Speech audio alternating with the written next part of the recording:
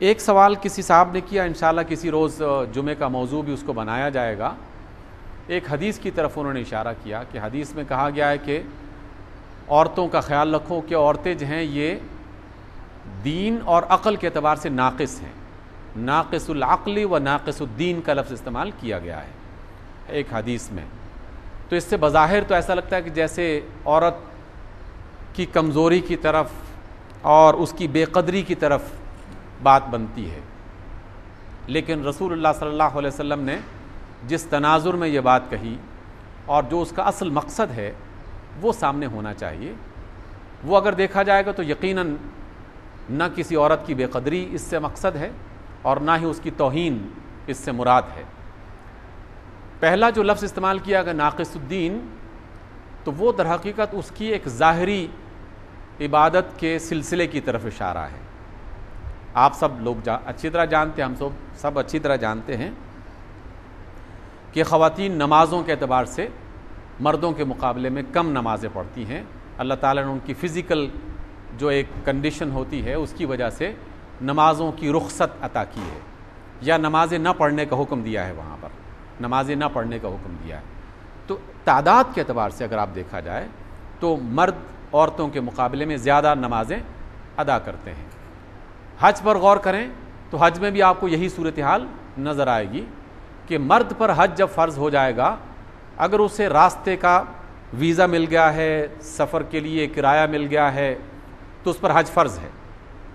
لیکن عورت کے لیے اگر محرم موجود نہیں ہے تو اس پر حج فرض نہیں ہے، چاہے اس کے پاس پیسے بھی موجود ہوں اور سفر کے تمام وسیلے بھی موجود ہوں، ویزا بھی موجود ہو، لیکن اگر محرم میسر نہیں ہے تو اسے کوئی شخص یہ نہیں کہہ سکتا کہ تم گنہگار ہو اللہ تعالیٰ کیا، گویا کہ وہاں بھی آپ کو رخصت نظر آتی ہے۔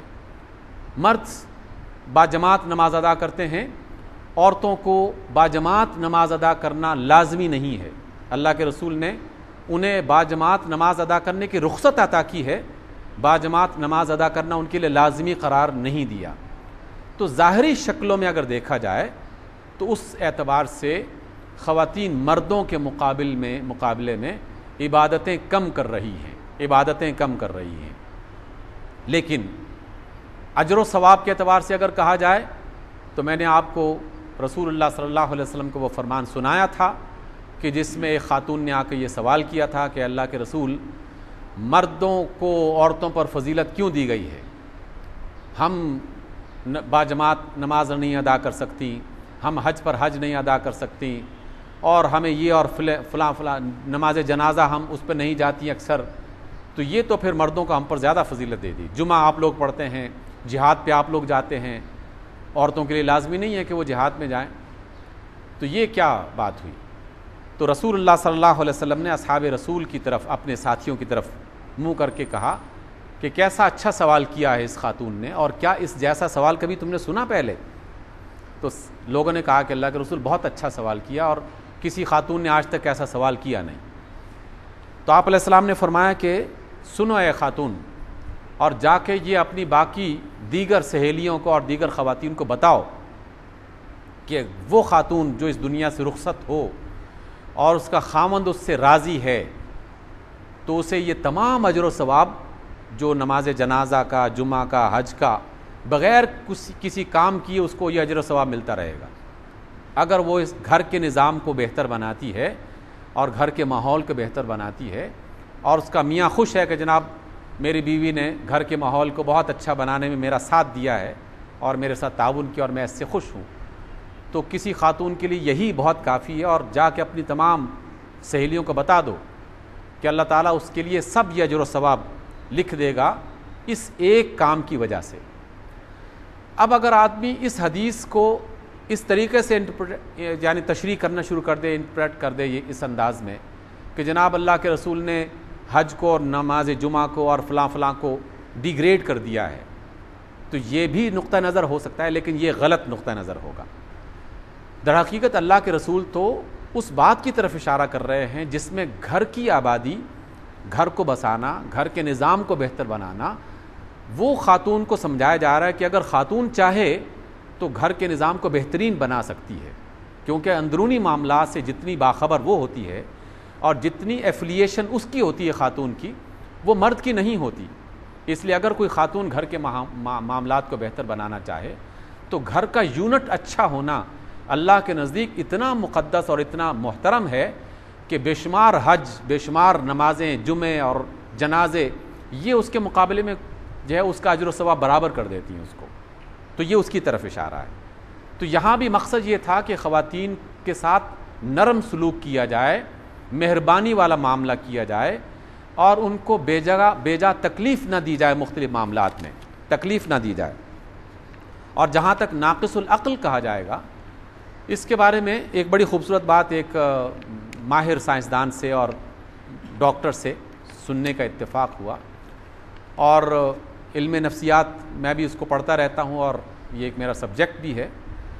عقل کی دو بنیادی قسمیں پائی جاتی ہیں. ایک عقل کا تعلق ہے ذہانت کے ساتھ. ذہانت میں کہ کوئی شخص فوری طور پر بہتر فیصلہ کرے. کون بہتر فیصلہ کر سکتا ہے، کون بہتر تجویز دے سکتا ہے، کون بہتر مشورہ دے سکتا ہے. اس اعتبار سے اللہ رب العزت نے مردوں اور عورتوں کو برابر رکھا ہوا ہے. اور اس میں ہمیں دونوں مثالیں ملتی ہیں. بعض اوقات مرد بہت خوبصورت مشورہ دے دیتے ہیں اور بعض اوقات عورتیں بہترین مشورہ دے دیتی ہیں. ذہانت کے اعتبار سے اس میں کوئی فرق نہیں ہے. ہمارے تعلیمی ادارے اس بات کی طرف بھی اشارہ کر رہے ہیں. جب کبھی امتحانات ہوتے ہیں تو بعض اوقات پوزیشنز لڑکیاں لے لیتی ہیں، بعض اوقات لڑکے لے لیتے ہیں. جو بھی محنت کرے گا اور اپنی عقل کو صحیح استعمال کرے گا پوزیشن اس کو مل جائے گی. ایک تعلق ہے عقل کا وزڈم کے ساتھ، بہتر ذہانت کے ساتھ، مشورے دینے کے حوالے سے، کوئک ایکشن فیصلہ کرنے کے حوالے سے. رسول اللہ صلی اللہ علیہ وسلم کے زمانے میں اس طرح کے بہت سارے مسائل پیش ہوئے. یہ جو صلح حدیبیہ آپ جانتے ہیں، بڑا معروف واقعہ ہوا تھا.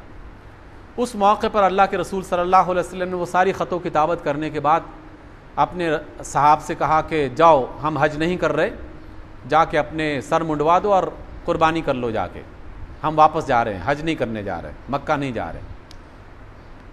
پہلی زندگی میں یہ پہلا موقع تھا کہ سارے صحابہ بیٹھے رہے اور اللہ کے رسول نے اپنے ساتھیوں کو دیکھا کہ وہ میرے حکم کو سننے کے باوجود بھی اپنی جگہ سے ہل نہیں رہے اور عمل نہیں کر رہے. بہت پریشان ہو گئے کہ یہ موقع آ گیا کہ نبی حکم دے رہا ہے اور عمل نہیں ہو رہا اور لوگ اس کو سن نہیں رہے یا دھیان نہیں دے رہے، عمل نہیں کر رہے. بہت پریشان ہو گئے. خیمے میں آ گئے.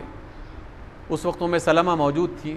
انہوں نے فوراً رسول اللہ صلی اللہ علیہ وسلم کے چہرے کی پریشانی کو دیکھا اور پوچھا کہ کیا معاملہ ہوا ہے. اللہ کے رسول نے بتایا کہ یہ میں نے کہا ان سے کہ اپنے سر منڈوا اور قربانی کرو، لیکن کوئی بندہ ہلا ہی نہیں. کیسی یہ؟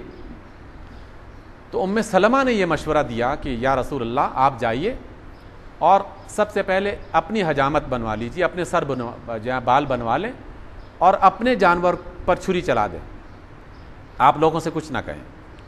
اللہ کے رسول نے یہ سنا، فوراً خیمے سے باہر نکلے اور بندے کو بلوا کے اپنے بال بنوائے اور اپنے جانور پر چھری چلائی. بس یہ عمل ہونا تھا کہ سارے لوگ اٹھ کھڑے ہوئے اور سب نے بال بھی بنوا لیے اور جانور بھی ذبح کر دیے. ایک عورت کے مشورے سے یہ عمل درآمد پورا ہو گیا اور ایک بہت بڑی جو مشکل تھی جس کو اللہ کے رسول بھی محسوس کر رہے تھے اس کا حل ہو گیا. اس وجہ سے عقل کا یہ والا پہلو، اس میں مردوں اور عورتوں میں کوئی فرق نہیں ہے. البتہ یادداشت یہ اس کا دوسرا پہلو ہے.